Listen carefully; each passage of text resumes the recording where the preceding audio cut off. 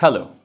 So in the first video of this series, we talked about what professional development is and how do we do a SWOT analysis. So I hope that you must have done that. And from the list that I came up with regarding professional development, communication is first on the list. So as I told you earlier, I am from a quant background. I have a degree in actuarial science. So when I joined professional environment, I had struggled in drafting. I still do somewhat, but I had made a good progress over there.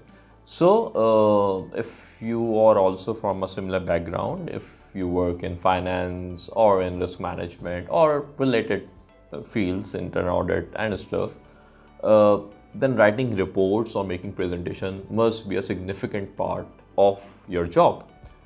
But you may lack it, you're not good at it, or you just don't like writing.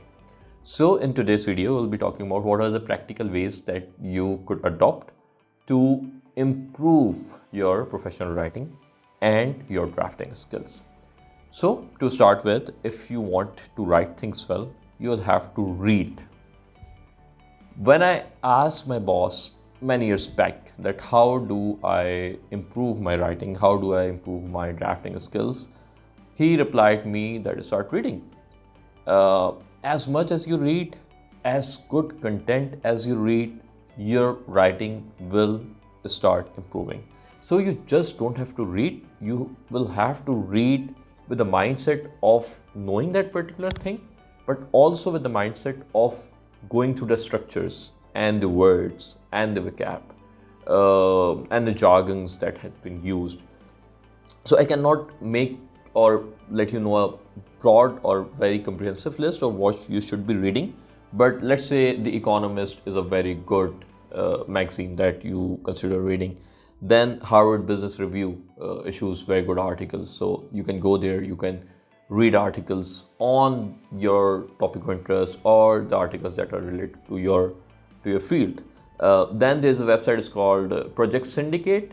It's a very good website. You will find articles written by top professionals there, both from the economics and politics and all those sides. So it covers a broad areas, but it has a very good range of articles.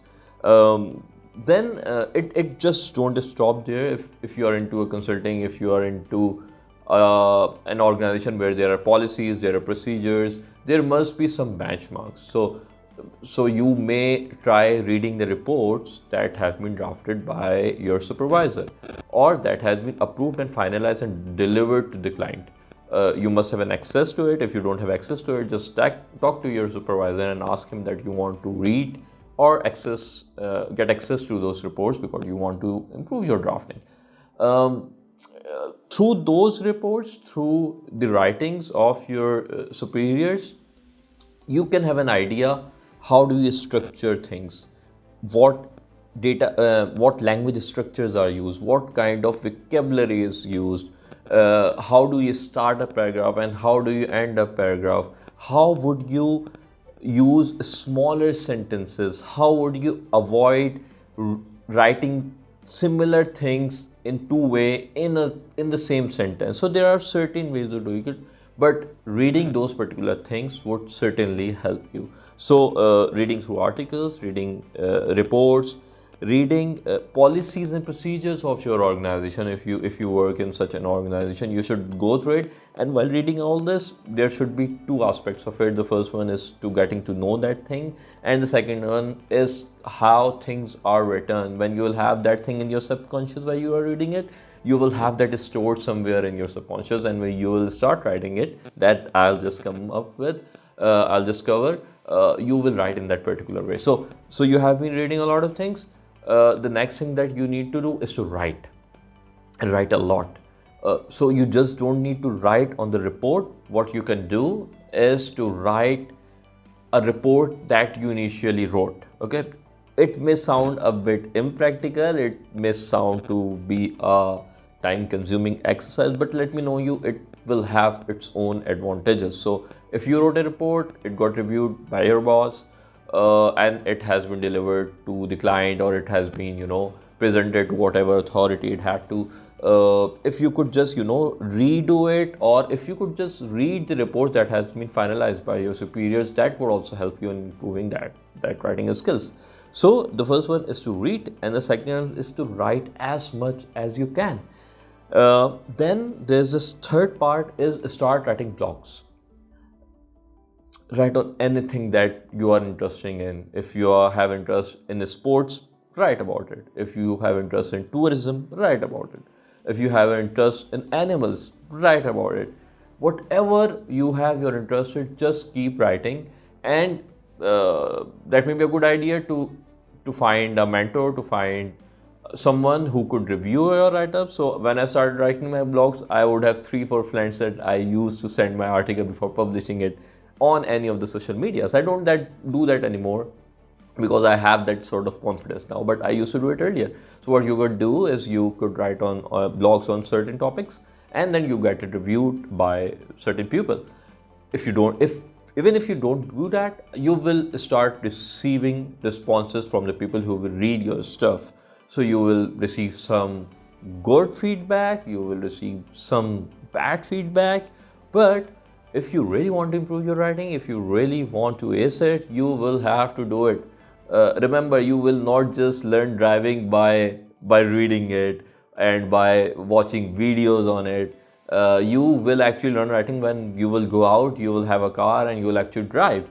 And writing is similar. So you have all the tools available. You have read stuff, you have read stuff, you have attended training on it, which I'll just come. But if you don't do that, it won't be a lot of help. The third one is try getting engaged professionals. So if you know some of the good institute in your city, you can take a certification on professional writing, on professional drafting, on professional communication, and get a mentor from there. So if you're having a course of, let's say, 2 months, you would be able to get a lot of things out of it.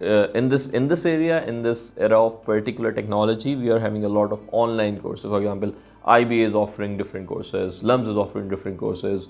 We have Coursera, where we have courses by the top organizations. So you could get either physical ones or online ones, but get something which is which is formal, something that you can adopt, something that you can do on a continuous basis, and then take a lead from there. So these are 3 broad pointers. It's again, I in the last video I told that there's no hard and fast rule of achieving professional development. There are just ways. So if you're actually serious about it, if there's something that you are concerned about, if this is your problem, then start researching on it.